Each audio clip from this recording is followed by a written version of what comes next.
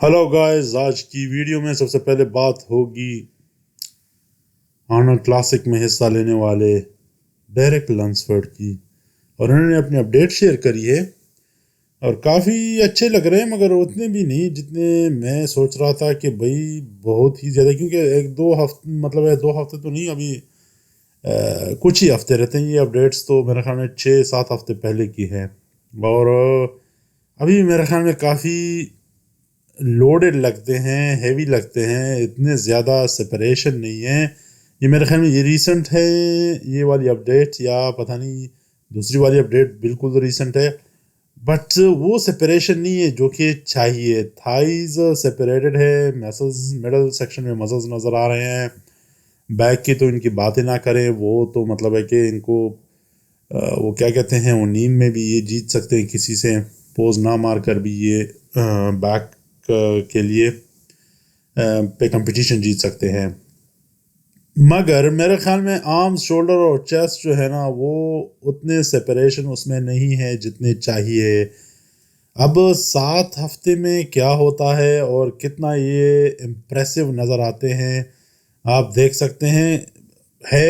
देखें, middle section और lower body बहुत अच्छी है, बट अपर बॉडी जो है ना, वो उतनी मेरे ख्याल में सेपरेटेड और श्रेडेड नहीं है जितनी कि चाहिए।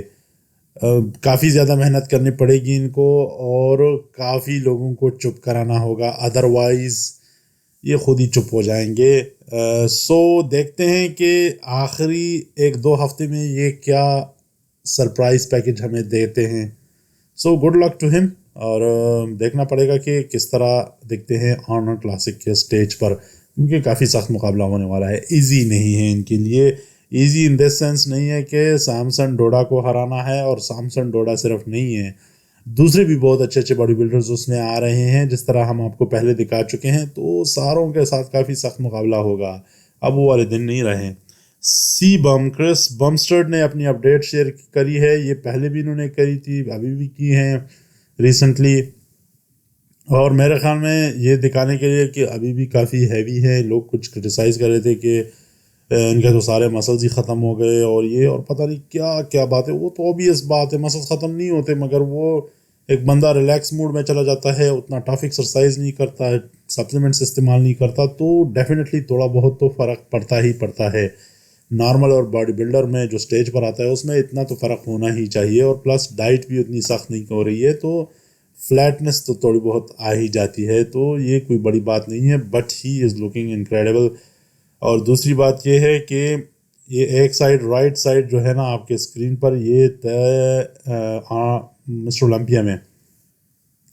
मिस्टर ओलंपिया में जब इन्होंने कम्पीट करा था तो वो क्लासिक फिजिक में इन्होंने कम्पीट किया था। और फिर ये जो लेफ़्ट साइड पे है ये ओपन में। तो आप लाइट तो थोड़ी बहुत डिफरेंट है, लाइट थोड़ी सी कम है, एक में एक थोड़ी सी ज़्यादा है, बट साइज़ भी अगर आप चेक कर लें तो इन्होंने काफ़ी ज़्यादा साइज़ गेन करा था मसल्स पे। और ओपन बॉडी बिल्डिंग की यही खूबसूरती होती है कि आपके पास बिल्कुल ओपन हैंड होता है कि भाई साइज़ गेन कर लो, जितना आपके जिस्म पे आ सकता है लोड कर सकते हो, और जो आपका जिस्म एक्सेप्ट कर सकता है। बल्कि ये कहा जा सकता है कि आप जिस वेट के साथ खूबसूरत लगते हो। सो ही इज़ लुकिंग इनक्रेडिबल उसमें ऑब्वियसली।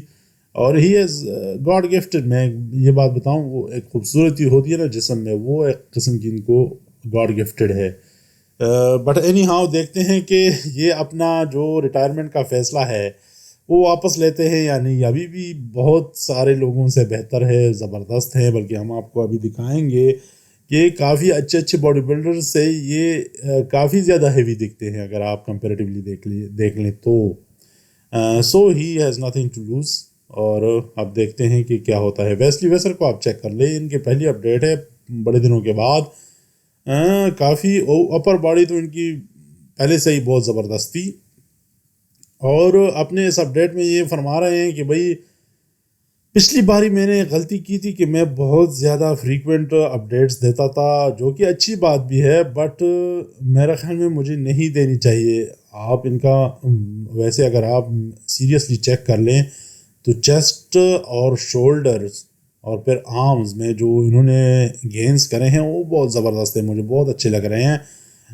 تھوڑا سا خالی پن تھا ان کے چیسٹ اور شولڈرز میں، اور وہ لگ رہا تھا کہ یار ان کا جو فریم ہے نا وہ تھوڑا بہت خالی ہے، مگر اب لگ رہا ہے کہ واقعی میں انہوں نے مسلز گین کرے، مسل سائز گین کی ہے اور تھکنیس آئی ہوئی ہے۔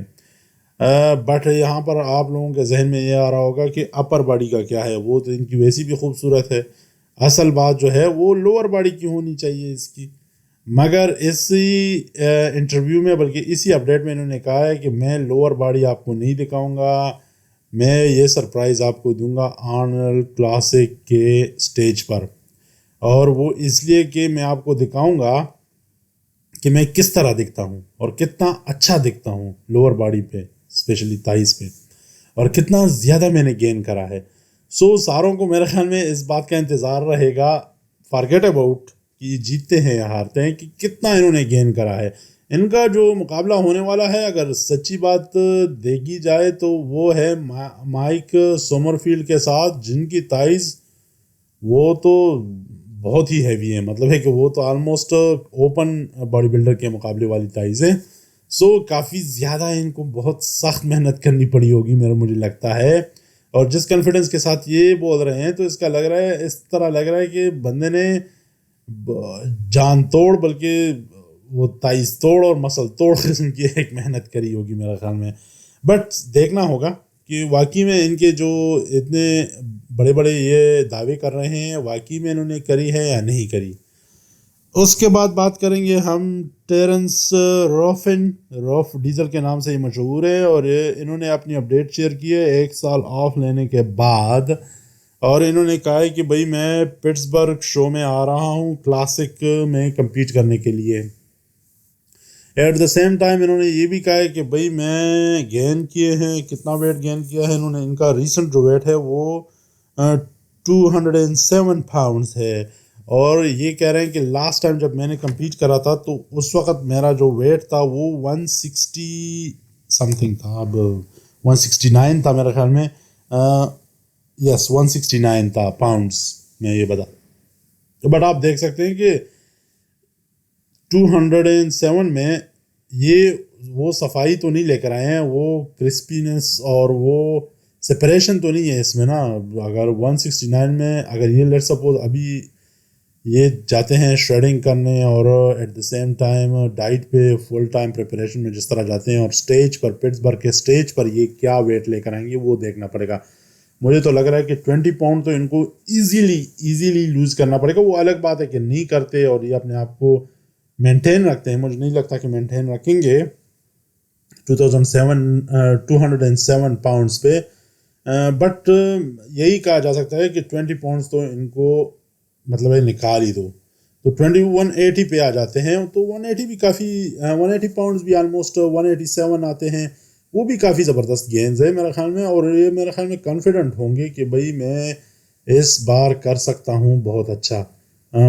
مسل سائز بیلنس بہت اچھا لگ رہا ہے، ان کو بیک پہ تھوڑی سی زیادہ محنت کرنی پڑے گی آبویسلی۔ مجھے اور لگ رہا ہے کہ یہ کوالیفائی تو کر جائیں گے کلاسک کے لیے، اب دیکھنا پڑے گا کیونکہ اب کلاسک کا مقابلہ بھی بہت سخت ہو گیا ہے۔ پھر اس کے بعد ہوگی پیٹرک مور کی بات۔ پیٹرک مور نے بھی اپنی اپڈیٹ شیئر کری ہے، اور انہوں نے بھی کہا ہے کہ بھائی میں بھی آ رہا ہوں کہاں پر، آرنولڈ کلاسک میں کمپیٹ کرنے کے لیے۔ ان کی اپر باڈی آبویسلی بہت ہی زبردست ہے، اور بہت ہی خوبصورت فزیک ہے، ان کے آرمز، شولڈرز اور چیسٹ تو اور مڈل سیکشن بہت ہی انکریڈیبل ہے۔ بٹ وہی بات ویسلی ویسر کی طرح سارے لوگ ان کا جو مذاق اڑاتے ہیں یا بات کرتے ہیں وہ ان کے تھائز کی کرتے ہیں، تھائز ان کے بہت ہی زیادہ کمزور ہیں۔ اور مجھے ایک اور بات کی سمجھ یہ نہیں آ رہی ہے کہ اتنے سالوں سے یہ کمپیٹ کر رہے ہیں اور اپنے تھائز پہ مطلب ہے کہ پراپرلی کچھ کر ہی نہیں پائے۔ اس کے لیے مجھے کچھ باڈی بلڈرز میں اگر یہ کچھ کمیاں جو ہوتی ہیں نا، وہ اگر وہ ورک ہم نہیں کرتے، مطلب کہ اس کو ختم نہیں کرتے یا اس کو فل نہیں کرتے اس مسلس کو، تو پھر ایسی باڈی بلڈنگ کا کیا فائدہ؟ ٹو بی آنیسٹ مجھے سچی بات تو یہی ہے۔